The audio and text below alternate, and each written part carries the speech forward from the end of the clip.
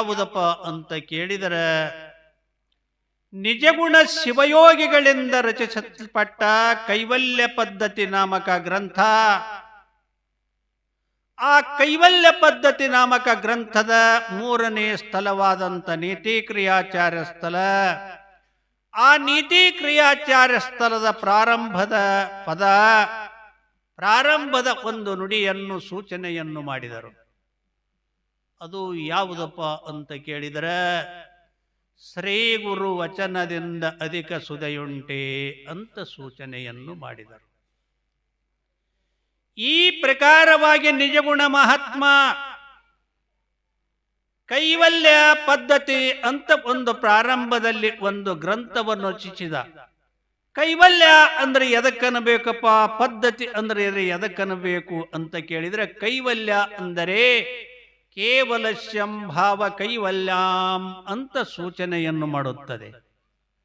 ಕೈವಲ್ಯ ಅಂದ್ರೆ ಎದಕ್ಕಂತಾರ ಅಂದರೆ ಅದಕ್ಕೆ ಕೆಲವರು ಕೈವಲ್ಯ ಅಂತಾರ, ಕೆಲವರು ಮುಕ್ತಿ ಅಂತಾರ, ಕೆಲವರು ಅನಂತ ಅನಂತ ಹೆಸರು ಕೊಟ್ಟು ಕರೀತಾರೆ. ಎದಕ್ಕಪ್ಪ ಅಂತ ಕೇಳಿದ್ರೆ ಶಂಕರನೇ ಅವತರಿಸಿದರನಿಗೆ ಶಂಕರಾಚಾರ್ಯಾಗಿ ಬಂದನು ಎಂದ ಆ ಮಹಾತ್ಮ ಇಲ್ಲಿ ಕೈವಲ್ಯ ಅಥವಾ ಮುಕ್ತಿ ಅಂದ್ರೆ ಎದಕ್ಕಂತಾರಪ್ಪ ಅಂದ್ರೆ ಹೇಳ್ತಾನ, ಸ್ವಸ್ವರೂಪಾವಸ್ಥಿತಿ ರಿವಿ ಮುಕ್ತಿ ರಿವಿ ದೇಯತೆ ಅಂತ ಸೂಚನೆಯನ್ನು ಮಾಡಿದ. ಕೈವಲ್ಯ ಅಂದ್ರೆ ಎದಕ್ಕನಬೇಕು, ಮುಕ್ತಿ ಅಂದ್ರೆ ಎದಕ್ಕನಬೇಕು ತಮ್ಮ, ಅದು ತನ್ನ ನಿಜವಾದ ಸ್ಥಿತಿಗೇನೆ ಅಂತಾರ ಕೈವಲ್ಯ ಅಂದ. ಆ ಶಂಕರನ ಪ್ರತಿ ಅವತಾರವೇ ನಿಜಗುಣ ಶಿವಯೋಗಿಗಳು ಅಂತ ಬಂದ್ರು. ನಿಜಗುಣ ಶಿವಯೋಗಿಗಳು ಮುಕ್ತಿ ಅಂದ್ರೆ ಎದಕ್ಕಂತಾರಪ್ಪ ಅಂದ್ರ ಮುಕ್ತಿ ತಮ್ಮ ನಿಜ ಸ್ಥಿತಿ ಅಪ್ಪುದು ಬೇರೆನ್ನದೇ ಬೇವುದು ಅಂತ ಅವ್ರು ಹೇಳಿದ್ರು.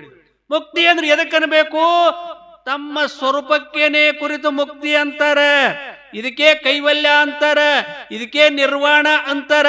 ಅನೇಕ ನಾಮಗಳನ್ನು ಕೊಟ್ಟು ಕರೆದರು. ಎದಕ್ಕಂತಾರ, ತಮ್ಮ ಸ್ವರೂಪಕ್ಕೇನೆ ಅಂತಾರ. ಅದಕ್ಕೇನೆ ನಿಜಗುಣ ಶಿವಯೋಗಿ ಕೈವಲ್ಯ. ತನ್ನ ಸ್ವರೂಪ ಹೇಗದಪ್ಪ ಅಂತ ಕೇಳಿದರೆ ಇದೇ ಪ್ರಕಾರ ಆದಂತ ಹೇಳಲಿಕ್ಕೆ ಬರುವುದಿಲ್ಲಪ್ಪ. ಯಾಕ, ಯಥೋ ವಾಚೋ ನಿವರ್ತಂತೆ ಅಪ್ರಾಪ್ಯ ಮಾನಸ ಸಹ ಅಂದ್ರು.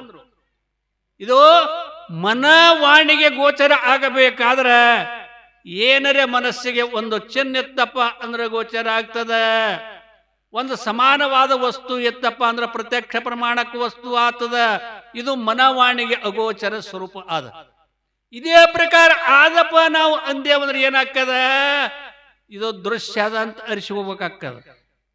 ಆ ಸ್ವರೂಪ ಹೇಗದ, ದೃಶ್ಯ ರೂಪವಾಗಿ ಆದ. ಅಂಥ ವಸ್ತುವನ್ನು ನಾವು ತಿಳ್ಕೋಬೇಕಾದ್ರ ಯಾವ ಪ್ರಕಾರ, ಮಣ್ಣ ಬಿಟ್ಟು ಮಡಕೆ ಇಲ್ಲ, ಬಂಗಾರ ಬಿಟ್ಟು ಡಾಗಿಣಗಳು ಇಲ್ಲ, ತನ್ನ ಬಿಟ್ಟು ದೇವರಂಬುವನು ಪರಬ್ರಹ್ಮ ಸ್ವರೂಪ ಅಂಬುವುದು ತನಗಿಂತಲೂ ಬೇರೆವಾಗಿ ಮತ್ತೊಂದಿಲ್ಲೋ ತಮ್ಮ ಅಂತ ಹೇಳ್ತಾರೆ. ಅಂಥ ಪರಬ್ರಹ್ಮ ಸ್ವರೂಪ ನಾವು ಇದ್ದರೂ ಸಹ ಏನ್ ತಿಳ್ಕೊಂಡು ಬಿಟ್ಟಿವಿ, ಪ್ರತ್ಯಕ್ಷವಾಗಿ ತೋರುವಂತಹದ್ದು ಈ ಶರೀರ. ಹೇಗದ ಈ ಶರೀರ, ಮಲಮೂತ್ರದಿಂದ ತುಂಬಿಕೊಂಡಂತ ಶರೀರ. ಏನರೇ ದಿನಾಲು ಸ್ವಲ್ಪ ಒಂದು ಸ್ವಚ್ಛನೊಂದು ಶುದ್ಧವಾದಂಥ ಬಟ್ಟೆ ಹಾಕ್ತಿವಿ, ಏನ್ರಿ ಒಂದು ಮ್ಯಾಗ ಸಾಬಾನ್ ಹಚ್ಚಿ ತೊಳಿತೀವಿ ಅನ್ನೋದರಿಂದ ಏನೋ ಶೃಂಗಾರವಾಗಿ ಕಂಡಂಗೆ ಆಗ್ತದೆ. ಇದು ಹೇಗದ, ಒಳಗಿದ್ದದ್ದೇ ಹೊರಗೆ ಬರ್ತದಲ್ಲ. ಯಾವ ಪ್ರಕಾರ, ಶ್ರೀಮಂತ ಪಾಯ್ಕಾಯಿನಂತ ಕಡಿಸಿದ್ದ, ಏನೋ ಕಲ್ಲಿಂದ ಕಡಿಸಿ ಮ್ಯಾಗ ಸಿಮೆಂಟಿನ ಗಿಲಾವು ಹೊಡೆದಾನ, ಮ್ಯಾಗ ಬಣ್ಣ ಹಚ್ಚಾನ, ನೋಡೋರ್ಗೆ ಹೆಂಗೆ ಕಾಣ್ತದ, ಏನಪ್ಪ ಇದು ಒಂದು ಯಾವುದೋ ದೇವಾಲಯ ಆದಪ್ಪ ಅನ್ನಂಗೆ ಕಾಣಿಸ್ತದ. ಅದು ಒಳಗಾದ, ಅದು ಹೊರಗೆ ಬರ್ತದಲ್ಲ ಮೋರಿದ್ವಾರ. ಅದರಂತೆ ಈ ಶರೀರ ಶುದ್ಧವಾಗಿ ಆದಂತ ನಂಗೆ ಕಂಡ್ರು ಏನದಪ್ಪ ಅಂತ ಕೇಳಿದ್ರ, ಕಣ್ಣೊಳಗೆ ಪಿಚ್ಚು, ಮೂಗಿನಲ್ಲಿ ಸುಂಬಳ, ಬಾಯಿಯಲ್ಲಿ ದೊಲ್ಲ, ಕಿವಿಯಲ್ಲಿ ಕೂಕಣಿ, ಗುದದ್ವಾರ ಏನ್ ಬರ್ತದ, ಗುದಗುಯ್ಯ ದ್ವಾರ, ಒಳಗೆದ್ದದ್ದೇ ಹೊರಗೆ ಬರ್ತದಲ್ಲ. ಇಂಥ ಒಂದು ಶರೀರ ನಾವಂತ ತಿಳ್ಕೊಂಡಿವಿ. ಹೇಗಾಗಿದೆ ಇದು ಅಂತ, ಪರಮಾತ್ಮ ಸ್ವರೂಪರೇ ನಾವಿದ್ದು ಈ ಶರೀರ ನಾವು ಅಂತ ತಿಳ್ಕೊಂಡಿವಿ. ಹ್ಯಾ ತಿಳ್ಕೊಂಡಿವಿ ಅಂತ ಕೇಳಿದ್ರ, ಕುರಿ ಕಾಯುವ ಮನುಷ್ಯ ಅರಣ್ಯದಲ್ಲಿ ಕುರಿ ಮೇಯಿಸುತ್ತಾ ಹೋಗಿದ್ನಂತ, ಎಲ್ಲೋ ಒಂದು ಕಲ್ಲದ ಬುಡದಲ್ಲಿ ಹುಲಿ ಹೆರಿಗೆ ಮಾಡಿ ಏನೋ ತನ್ನ ಆಹಾರಕ್ಕಾಗಿ ಸಂಚಾರಕ್ಕೆ ಹೋಗಿತ್ತಂತ. ಹಾದ ಕುರಿ ಮೋಸ್ಕೊತ ಹೋಗಿ ನೋಡ್ದ. ಎದ್ರದು ಆ ಹುಲಿ ಮರಿ ನೋಡಿ, ಇಪ್ಪ ಅಡಿನಾಯಿ ಎಂಥ ಚಂದ ಕುನ್ನಿ ಹಾಕ್ಯದಲ್ಲೋ ಯಪ್ಪ ಅಂತ ಹೇಳಿ ಅದನ್ನ ಎತ್ತುಕೊಂಡು ಬಂದ ಏನ್ ಮಾಡ್ತಾನ, ಕುರಿ ಹಾಲನ್ನೇ ಹಾಕ್ತಾನ, ಕುರಿ ದೊಡ್ಡಿಯಲ್ಲಿ ಅದನ್ನು ಬಿಡ್ತಾನ. ಒಂದು 2-3 ತಿಂಗಳ ಆಗುದ್ರೊಳಗಾಗಿ ಅದು ಜಗರಾಯ್ತು. ಕುರಿ ಮೈಲಾಕ್ಬಿಟ್ನಲ್ಲ, ಕುರಿ ಕೂಡ ಅಡ್ಡಾಡುತ್ತಾ ಎಲ್ಲಿ ಹೋಯ್ತು, ಗುಡ್ಡದಲ್ಲಿ ಹೋಗ್ಯದ. ನಿಜವಾದಂತ ಹುಲಿ ನೋಡ್ತು, ಅಲ್ಲ ನಾವು ಕ್ರೂರ ಪ್ರಾಣಿಗಳು, ನಮ್ಮನ್ನು ನೋಡಿದ ಕೂಡಲೇ ಕುರಿ ಚದರಿ ಹೋಗಬೇಕು, ಇದರ ಗೂಡೆ ಕೂಡಿ ತಿರ್ಗಾಡ್ತದಲ್ಲ. ಕುರಿ ಯಾವ ಪ್ರಕಾರವಾಗಿ ಹುಲು ತಿತ್ತವಲ್ಲ ಅದರಂತೆ ಹುಲು ತಿತ್ತದಲ್ಲ ಇದು. ಇದಕ್ಕೆ ಅದರ ತನ್ನ ನಿಜವಾದ ಸ್ವರೂಪವನ್ನು ಎಚ್ಚರ ಮಾಡ್ಬೇಕಂತ ನಿಜವಾದ ಹುಲಿ ಓಡಿ ಬಂತಲ್ಲ. ಇದು ಏನ್ ಮಾಡ್ತು, ಕುರಿ ಓಡ್ಲಾಕ್ ಹತ್ತಿದ್ರೆ ಇದ್ರ ಕೂಡ ಓಡ್ಲಾಕ್ ಹತ್ತಿದ ಕೂಡಲೇ ಬೆನ್ನಟ್ಟಿ ಹಿಡ್ಕೋತು. ಅಲ್ಲೋ ಯಪ್ಪ ನಮ್ಮ ಮಂದಿ ಹೋಗ್ತಾರ ಬಿಡುವೋ ಯಪ್ಪ ಅಂತ ಮರಿ ಅಂತದ. ಅಲ್ಲೋ ಓಡುವ ಕುರಿಯೋ ತಮ್ಮ, ನೀ ಓಡುವವನು ಅಲ್ಲೋ, ನಿಜವಾದ ನನ್ನ ಸ್ವರೂಪವು ನಿನ್ನ ಸ್ವರೂಪ ಒಂದೇ ಅದಂದ್ರೆ ಕೇಳಲ್ದು. ಏನ್ ಮಾಡ್ತಂತ ನಿಜವಾದ ಹುಲಿ ಒಂದು ಬಾವಿ ತುಂಬದ ನೀರಿಗೆ ಕರ್ಕೊಂಡು ಹೋಗಿ, ಆಗ ಬಾವ್ಯಾಗ ಪ್ರತಿಬಿಂಬ ಬಿದ್ದಾವಲ್ಲ, ನನ್ನ ಪ್ರತಿಬಿಂಬ ನಿನ್ನ ಪ್ರತಿಬಿಂಬ ಏನರೆ ಭಿನ್ನದನ್ನು ನೋಡಪ್ಪ ಅಂತಂತ ಪ್ರತಿಬಿಂಬ ನೋಡ್ತಂತ. ಆ ಹುಲಿ ಮರಿ ತಿಳಿತಂತ. ಇಲ್ಲಿಯ ಪರ್ಯಂತರವಾಗಿ ಆ ಕುರಿಗಳು ಕೂಡ ಕೂಡಿಕೊಂಡು ನಾ ಕುರಿ ಅಂತ ತಿಳ್ಕೊಂಡು ಎಷ್ಟನೇ ದುಃಖವುಳ್ಳವರಾಗಿದ್ದೀನಪ್ಪ ಅಂತ ಆ ನಿಜವಾದ ಹುಲಿ ಕೂಡ ಕೂಡಿ ಹೋಯ್ತಂತ ಹೇಳ್ತಾರೆ. ಅದರಂತೆ ನಮಗೇನಾಗ್ಯದ, ಈ ಶರೀರ ಏನದಲ್ಲ, ಈ ಶರೀರಕ್ಕೆ ಏನದ, ಹುಟ್ಟು ಸಾವುಗಳು ಶರೀರದ ಧರ್ಮ, ಹಸುತೃಷಗಳು ಪ್ರಾಣದ ಧರ್ಮ, ಅರವು ಮರುಗಳು ಬುದ್ಧಿಯ ಧರ್ಮ, ಸುಖ ದುಃಖಗಳು ಮನಸ್ಸಿನ ಧರ್ಮವಲ್ಲ. ಇವೇ ನಾವಂತ ತಿಳ್ಕೊಂಡು ನಾವು ದುಃಖ ಆಗಿಬಿಟ್ಟಿವಿ. ಸದ್ಗುರುನಾಥ ಏನ್ ಮಾಡ್ತಾನ, ಆ ಪರಮಾತ್ಮನೇನೋ ಸ್ವರೂಪವನ್ನು ತಿಳಿಬೇಕಾದ್ರೆ ಏನ್ ಬೇಕು, ಅದಕ್ಕೆ ಪದ್ಧತಿಗಳು ಬೇಕು. ಏನ್ ಬೇಕು ಪದ್ಧತಿ, ಈಗ ಏನ್ರಿಪ್ಪ ಇಲ್ಲಿ ಆಶ್ರಮಕ್ಕೆ ಬರ್ಬೇಕಾಗ್ಯದ, ಈ ಪ್ರಕಾರ ಮಾರ್ಗ ಅಂತಿರ್ತವಲ್ಲ, ಆ ಮಾರ್ಗ ಹಿಡ್ಕೊಂಡು ಬಂದೇವಪ್ಪ ಅಂದ್ರೆ ಆಶ್ರಮ ಮುಡ್ತೀವಿ. ಮಾರ್ಬಿಟ್ರು ಆದ್ರೆ ಏನಾಗ್ತೀವಿ, ಎತ್ತ ಯಾಕಡೆ ಹೋಗಿ ಆಶ್ರಮ ಸಿಗುವುದಿಲ್ಲ, ದುಃಖ ಅಂತೀವಲ್ಲ. ಅದರಂತೆ ನಿಜಗುಣ ನಿನ್ನ ಸ್ವರೂಪ ಎಂಥದೋ ಸಮ ಕೈವಲ್ಯ ಸ್ವರೂಪ, ಅದು ಮುಟ್ಬೇಕಾದ್ರೆ ಅದಕ್ಕೆ ಪದ್ಧತಿಗಳು ಬೇಕು. ಏನ್ ಪದ್ಧತಿಯಪ್ಪ ಅಂತ ಕೇಳಿದ್ರ, ಮೊದಲು ಶಿವನ ಕರುಣೆಯನ್ನು ಪಡಿ. ಹೇಗಪ್ಪ, ನಾವು ಮಾಡಲ್ಪಟ್ಟ ಅಪರಾಧವನ್ನು ಶಿವನ ಮುಂದೆ ಹೇಳಿ, ಹೇ ಶಿವನೇ ಈ ದುಃಖದಿಂದ ಎನ್ನನ್ನು ಬಿಡುಗಡೆ ಮಾಡಪ್ಪ ಅಂತ ಹೇಳಿ ಬೇಡಿಕೊಳ್ಳುತ್ತಿರ್ಲಿಕ್ಕಾಗಿ ಕರುಣಾಶಾಲಿಯಾದಂತ ಶಿವ ಹೇಳ್ತಾನ, ತಮ್ಮ ದುಃಖಲ್ಲ ಬಿಡುಗಡೆ ಮಾಡು, ಸುಖ ಬೇಕಂತೀವಿ. ಹೇಗಾಗ್ತದ ಅಂತ ಕೇಳಿದ್ರ, ಮೇ ಬ್ಯಾಸಿಗೆ ಬಿಸಿಲ್ಯಾಗ ಧಗಧಗ ಒಲಿ ಉರಿತಿತ್ತಂತ. ಆ ಒಲಿ ಮುಂದೆ ಕುಂತು, ಏಯಪ್ಪ ನಾನು ಸ್ವಲ್ಪ ತಣ್ಣಗಾಗಲಿ ಒಪ್ಪೋ ಅಂತಿಂದಂತ. ತಣ್ಣಗಾಗ್ಬೇಕಾದ್ರೆ ಏನ್ ಮಾಡ್ಬೇಕು, ಆ ಬೆಂಕಿ ಬಿಟ್ಟು ಬೈಲಿಗೆ ಬಂದ್ರೆ ತಣ್ಣಗಾಗ್ತದಲ್ಲ. ಅದರಂತೆ ತಮ್ಮ ಯಾರು ಹೆಂಡರು ಮಕ್ಕಳು ದನ ಕನಕ ವಸ್ತ್ರ ವಾಹನ ಇವು ಹೇಗವಪ್ಪ ಅಂತ ಕೇಳಿದ್ರ ದುಃಖದಾಯಕ ಅವೋ ತಮ್ಮ. ಈ ದುಃಖದಾಯಕವಾದ ಸಂಸಾರದಲ್ಲಿ ಇದ್ದು ನಾ ಸುಖ ಆಗ್ಬೇಕಂದ್ರೆ ಹೆಂಗಾಗ್ತದೋ ತಮ್ಮ, ಆಗುವುದಿಲ್ಲ. ನೀನು ಸುಖವುಳ್ಳವನಾಗ್ಬೇಕಾದ್ರೆ ಏನ್ ಮಾಡಬೇಕು, ಜೀವ ಸಂಬೋಧನ ಸ್ಥಳ ವೈರಾಗ್ಯ ಬೋಧಿಸ್ತದ. ಏನಂತದ ತಮ್ಮ, ನೀನು ಸುಖವಾಗಬೇಕಾದರೆ ನೆನೆಯುವುದನ್ನೋದಿನದುದಯ ಕಾಲದ ಎಚ್ಚರಿಕೆಯೋಳು ವಿನೂತ ಗುರುಮೂರ್ತಿಯನು ಉಮೇಶ ನಂಗ್ರಿಯನು ಬಳಿಕ ತನ್ನನು ಸುವಿಚಾರದಿಂದ ನೇಮಕವಾಗಿ ಮನುಷ್ಯ ನಿನಗಹುದು ಮುಕ್ತಿ. ಅಲ್ಲೋ ತಮ್ಮ, ಮುಕ್ತಿ ಅಂದ್ರೆ ಹೇಗದೋ ತಮ್ಮ ಅಂತ ಕೇಳಿದ್ರ ಏನಂತನ, ಸಾಕೆನಿಸದೆ ಸವಿಯದೆ ಬೇರೊಂದನ್ನು ಬೇಕೆನಿಸದೆ ಜೋಕೆ ಕುಂದದೆ ಶಂಭುಲಿಂಗದವಳು ಏಕಬೆನಿಪ ಸುಖ, ಅದು ಮುಕ್ತಿ ಸುಖ ಅಂತಂತಾರೋ ತಮ್ಮ.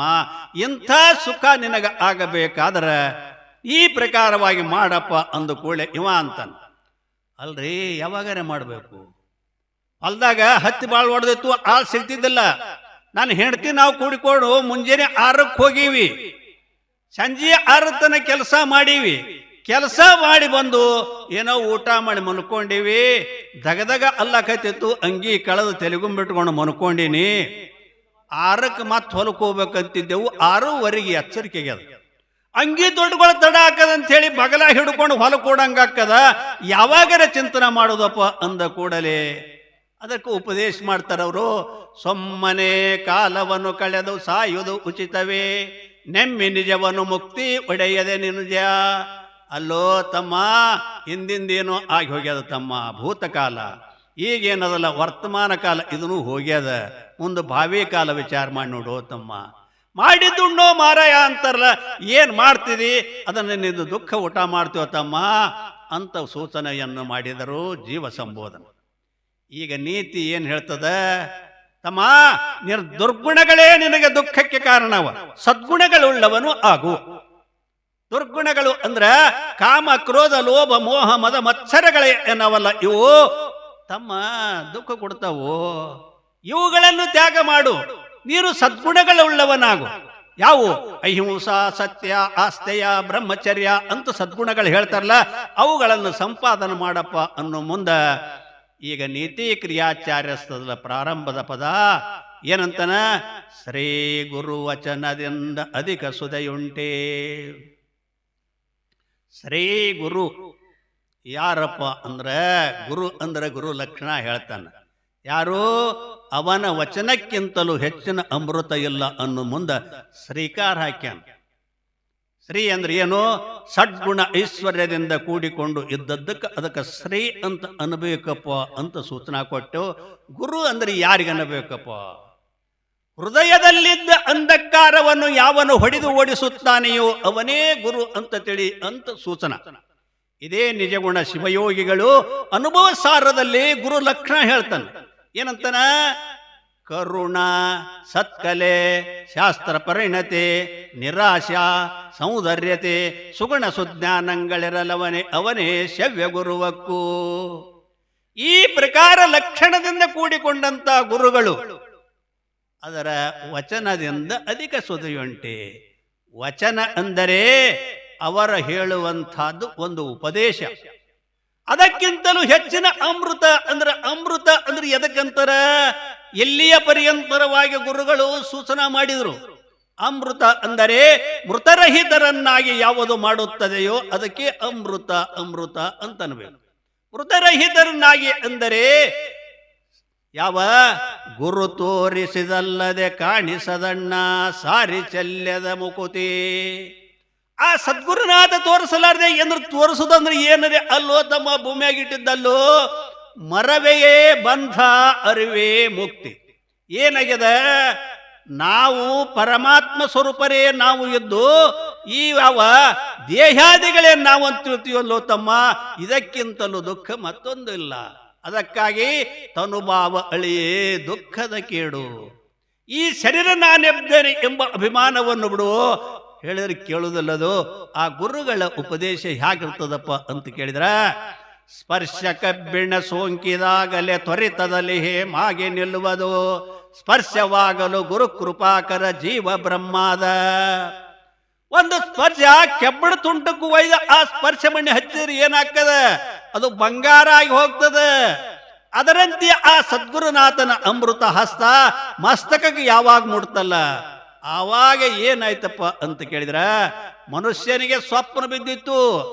ಆ ಸ್ವಪ್ನ ಜಾಗೃತಿ ಬಂದ ಕೂಡಲೇ ಅದು ಇರ್ತದೇನೋ ತಮ್ಮ, ಇರುವುದಿಲ್ಲ. ಅದರಂತೆ ಸದ್ಗುರುನಾಥ ಯಾವಾಗ ಮಸ್ತಕದ ಮ್ಯಾಲ ಹಸ್ತ ಇಟ್ನಲ್ಲ, ಏನಾಯ್ತು?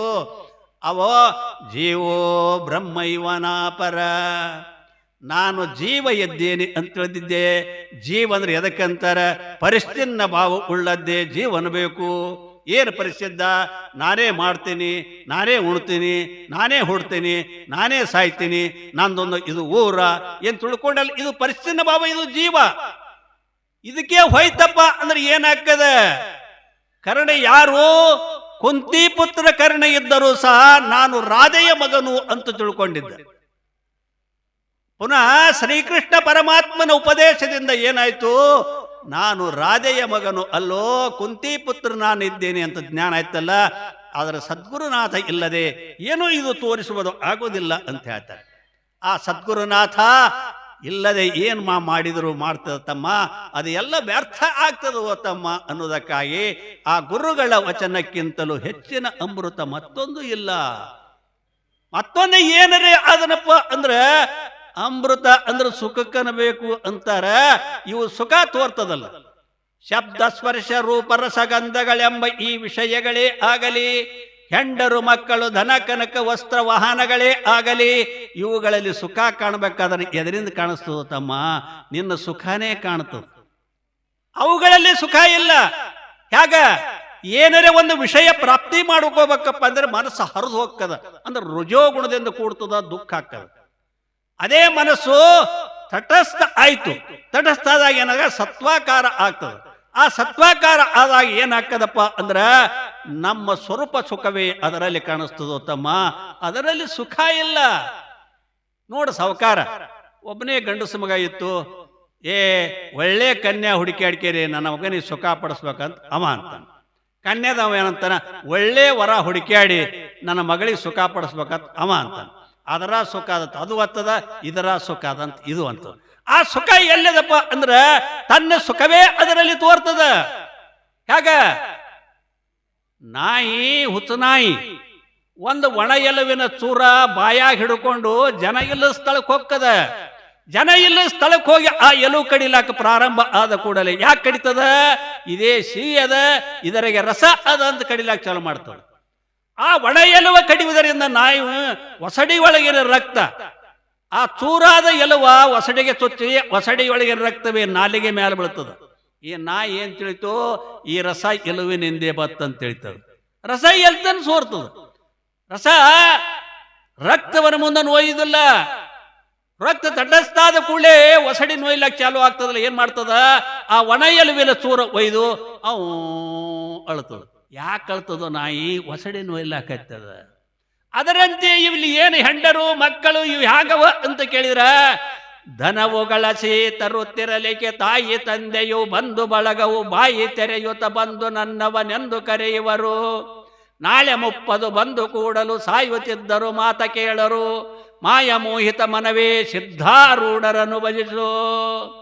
ಅಲ್ಲೋ ತಮ್ಮ, ನೀ ಏನ ತಂತಂದು ಹಾಕ್ತಿದ್ದಂದ್ರೆ ನನ್ನವಂತರು ತಮ್ಮ ನೆತ್ತು.